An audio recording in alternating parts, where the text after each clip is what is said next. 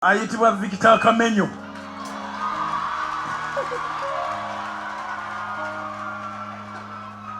Twasinkana mu concert ya Levikson ne mugamba ndi Victor Kamenyo. Lwaki tojjaako mu house of prayer? Etusabako naawe. Mbadde ndi wano nga mulengera eri abaana bangi abali wano. Ekyokubanga bayimbira eri tekitegeeza nti baagala Katonda.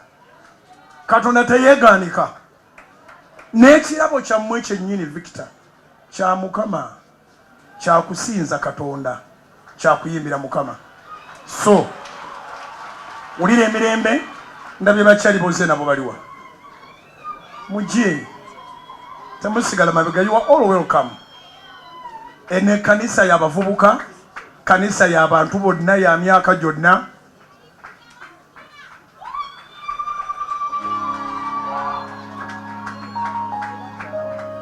Ono ye mukyalawo oli wa buvunaanyizibwa bw'otyo.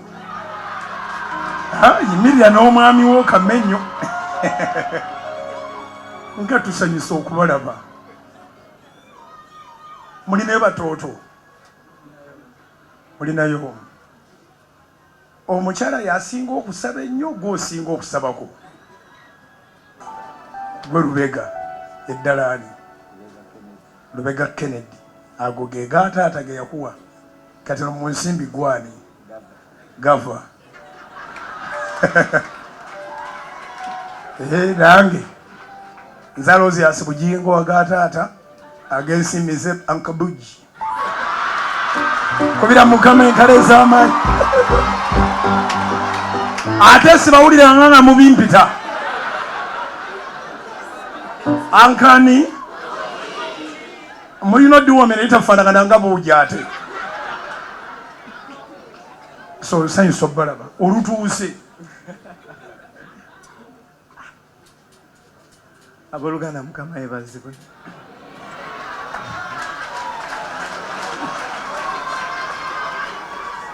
Amannya agange bampita Katongole Deriki, amalala bampita Victor Kamenyo.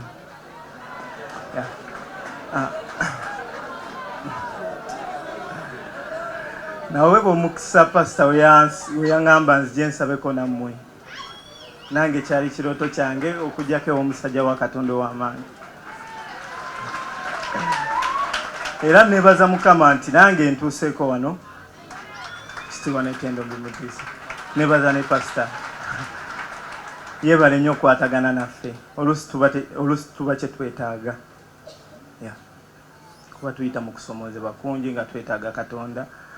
Naye olw'okuba tuba tetusobola kujja kinnyonnyola omu ku omu nti bannange tunyigirizibwa wano twetaagawo Katonda, bambi atutuukako nsumba tuyanzeege bampita. Olabye abantu bwe batiisa olinga abeera mu bantu abangi naye otulaba oti kukkana n'oganikotwanange era ennyanja ntandikirawo okwogera nayo. Tubuulire amannya mukyala Victor, ate otubuulire engeri gy'oyimirira mu gaapu n'osaba. Ani ku makyala ese ekiteeso mugende ku house of prayer.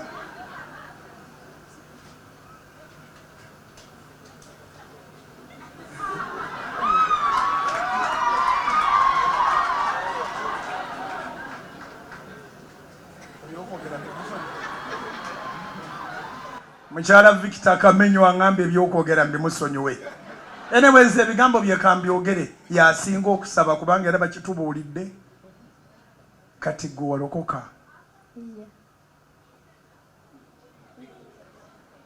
Omwami mulokole. Ansi ejja kujja mpola mpola. Temupapa. Victor, wakubayo oluyimba lwa gospel. Olinayo oluyimba lwakuba olwa gospel. Obadde lwagamba ni Katonda tamanyiirwa.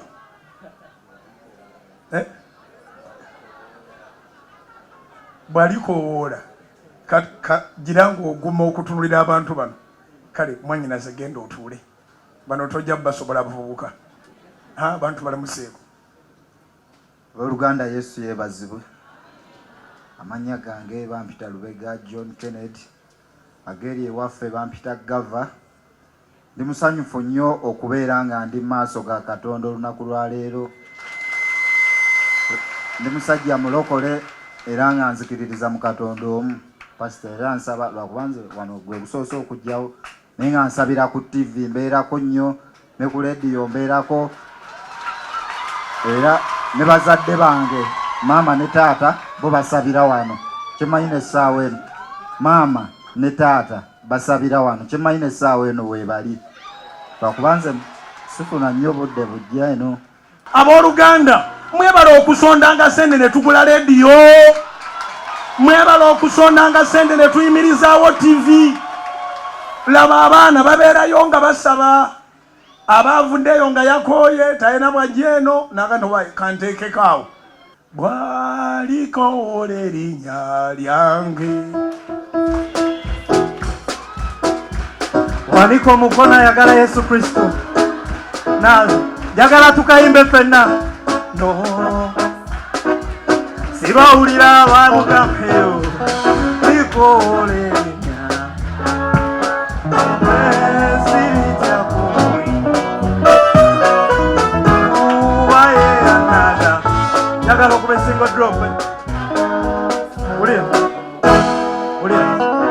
bannange yani atalaba bwavu we bwannuma. Bannange yani atalaba bwavu we bwannuma. Ne bunsiwusa ate nga tebulina nakoma. Abamu ne bakonkludi nga sirimu ya nnuma. Kampani kamba tulinya kutama. No alusa zannuma ne zituuka we zikoma. Alusa zannuma ne zituuka we zikoma. Bakubana bya busika singa nalama. Naye yankoola nga Moses mu kisaka. Nangamba kamenyo time ya kusanyuka. Kane bwe nkwate ekijanjalo kimeruka. Kati lwaki simusinza n'emikono n'enjiwanika mu bbanga. Walikoola zesirija kumwi ubaye anada oyo n'omusayi sibawulira bamugameyo likoola. Waliko omukono mu bbanga boti ku lwa Yesu Kristo. Ubaye anada n'omwoyo buli omu amanyi nti Mukama wa kitiibwa njagala ndaba emikono mu bbanga bwetujja Mukama.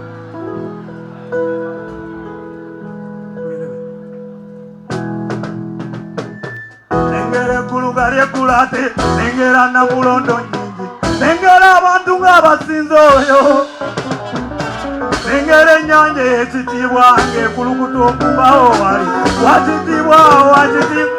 Waliko emikono Katonda wange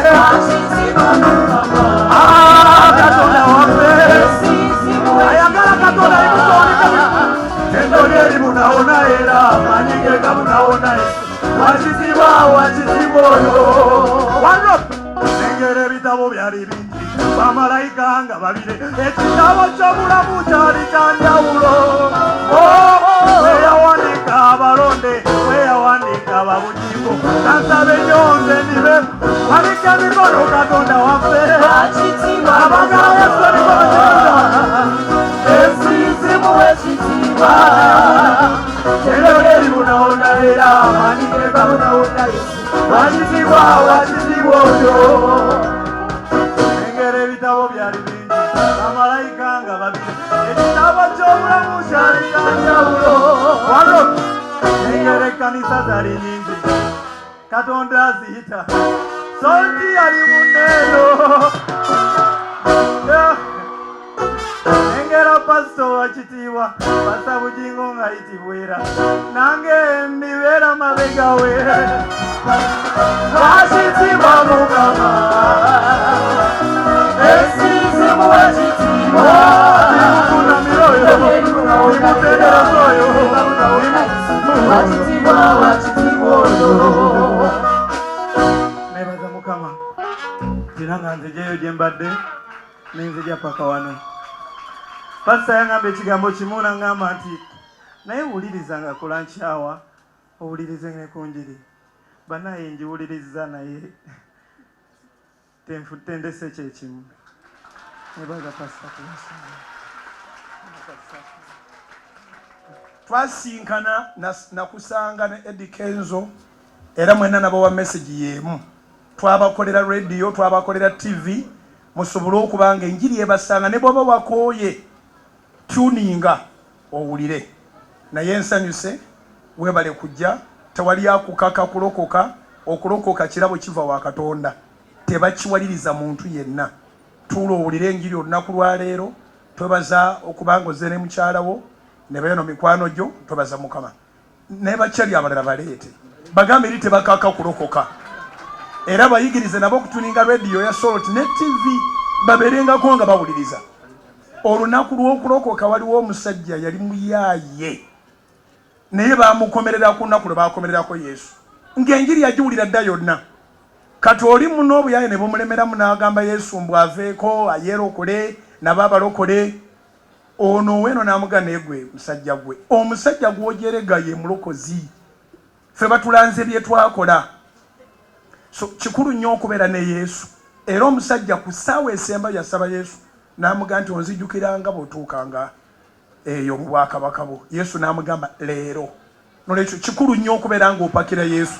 Ate kibi nnyo okuddanga bano nga tuli ku TV, tuli ku radio, ensi yonna weeri era banoga nti ndokose enkya n'okola ebirala. Take your time, kirizanga tuwali akuwaliriza. Ffe tugenda kubasabiranga mmwe baana mmwe mwenna okutuuka nga mutute Yesu okubeera omulokozi wammwe.